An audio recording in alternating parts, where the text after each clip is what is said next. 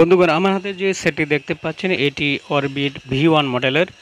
বন্ধুগণ, সমস্যা হচ্ছে সেটটি চালু হতে গিয়েও চালু হয় না। কাস্টমার এমনটি বলেছেন যে ভাই, চার্জ থাকলেও সেটটি চালু হয় না, না থাকলেও চালু হয় না।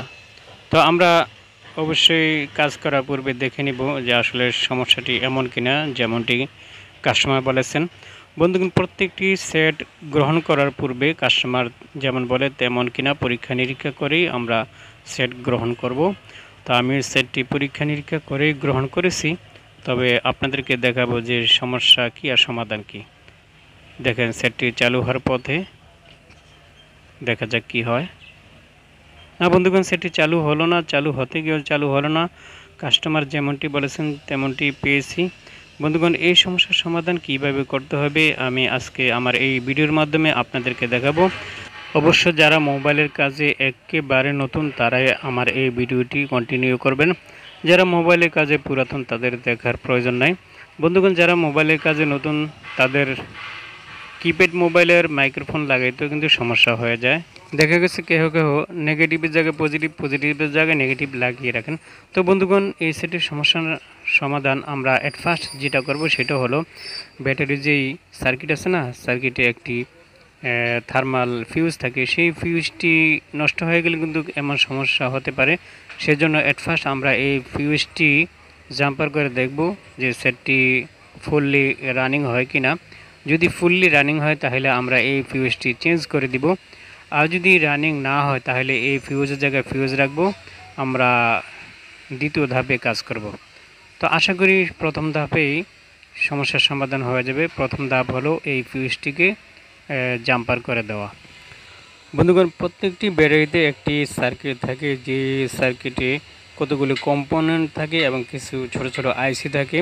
আর এগুলির কাজ হলো ব্যাটারির এম্পিয়ার এবং ভোল্টেজ নিয়ন্ত্রণ করা।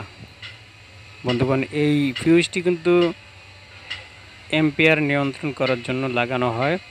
যখন সেটটি রানিং হতে যায় তখন কিন্তু এই ফিউজটিতে চাপ পড়ে, তখন এই ফিউজটি যখন লিকেজ হয়ে যায় তখন আর সেটটি চালু হতে চায় না, বন্ধ হয়ে যায়।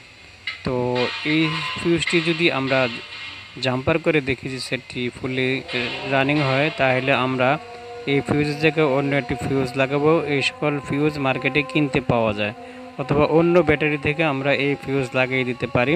বন্ধুগণ, জাম্পারে যদি কাজ হতো তাহলে কোম্পানি এখানে ফিউজ লাগাইতো না, এখানে জাম্পারে করে দিত। তো যাই হোক, আমি ব্যাটারিটি কানেক্ট করে পাওয়ার সুইচ চেপে দেখব যে ফুললি সেটটি রানিং হয় কিনা, না আগের মতো বন্ধ হয়ে যায়। বন্ধুগণ, এমন কিছু কিছু সেট আছে যেগুলিতে এই ফিউজটি জাম্পার করার পরে কিন্তু সেটটি রানিং হয় না। এরকম অনেক সেট আমার হাতে পড়েছে, আমি কাজ করে দিয়েছি।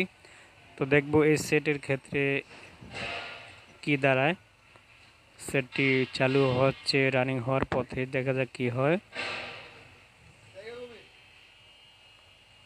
বন্ধুগণ, এরপরে যদি সেটটি চালু না হয় তাহলে আমরা বুট টু বুট যে রেবন আছে রেবনটি ডিসকানেক্ট করে দেখব। অনেক সময় চার্জিং যে লজিক আছে সেখান থেকেও সমস্যা হয়। আমার হাতে কয়েকটি ধরা পড়েছে, দেখা যাক কি হয়। সেটটি দেখেন সেটটি ফুললি রানিং হয়ে গেছে, তার মানে সমস্যার সমাধান হয়ে গেছে। সমস্যাটি কিন্তু এই থার্মাল ফিউজেই ছিল।